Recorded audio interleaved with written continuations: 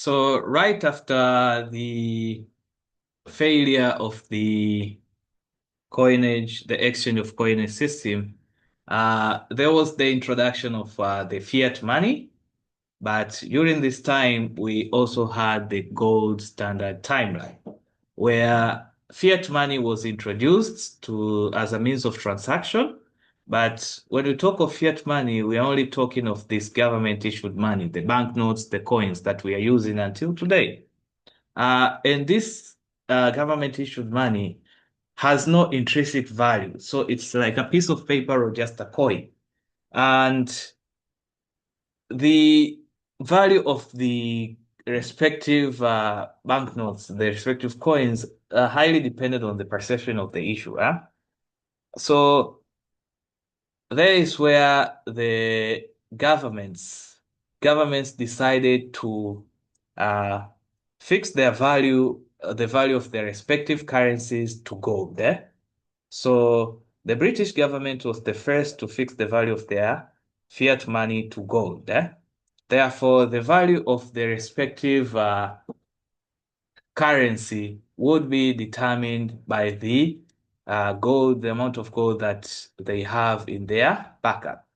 So with domestic currencies fixed against the price of gold, it was possible for them to determine the relative value of the currencies, thereby creating an exchange rate. So there was a new system introduced, and that is what we call the gold standard timeline.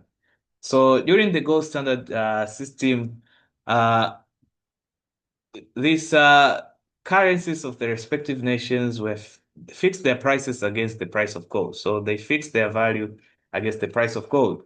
For example, the US government fixed their currency at 26.67 USD per 1 oz.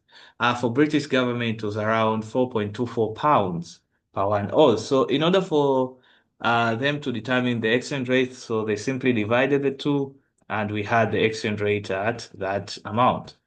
So during that time, one Great British pound, uh, the value of one Great British pound was equal to 4.87 US dollar, 4.87 Canadian dollars, 12.11 Dutch guilders, uh, 25.22 French francs, 20.43 German marks, but also it was around 24.02 Austro-Hungarian crowns.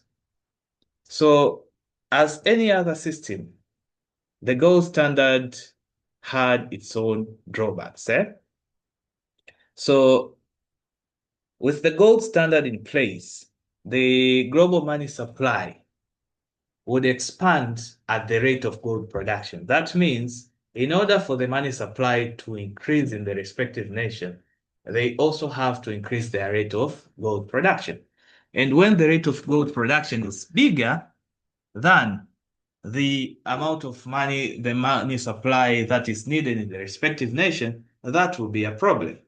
And if there is a high rate of maybe production of goods in the respective country, uh, compared to the production of gold in the respective country, there will also be a problem. So there will be periods of global inflation, and also there will be periods of global deflation. So when gold production increases compared to the money supply in the respective nation, that's where we would have global inflation because they would have to increase the money supply, and therefore inflation would increase. Too much money, less goods. And if we have too much goods and less money, that is where we have periods of global deflection. Deflation. So when the annual goods production outstrips the annual goods production, that is where we would have periods of global deflation. So eventually, over time, countries did leave the gold standard. Hmm?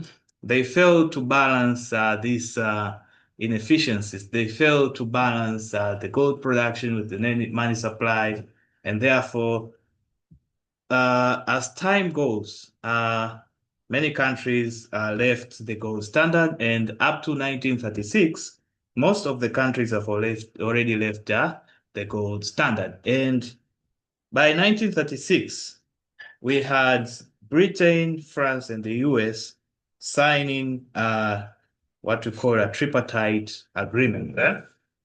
So that was in 1936.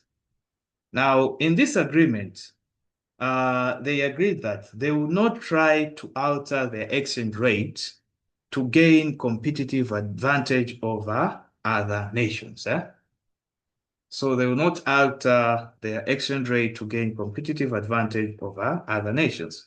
So during all this period when there was the gold standard timeline, the tripartite agreement, we also had the world wars. So we had World War I, we also had the Second World War. So by the end of the Second World War, there was the financial strain that resulted as the result of the Second World War. The financial strain that existed resulted into the collapse of the whole system, the gold standard timeline, also the tripartite agreement. So post-war alternatives needed to be found in order to establish exchange rates.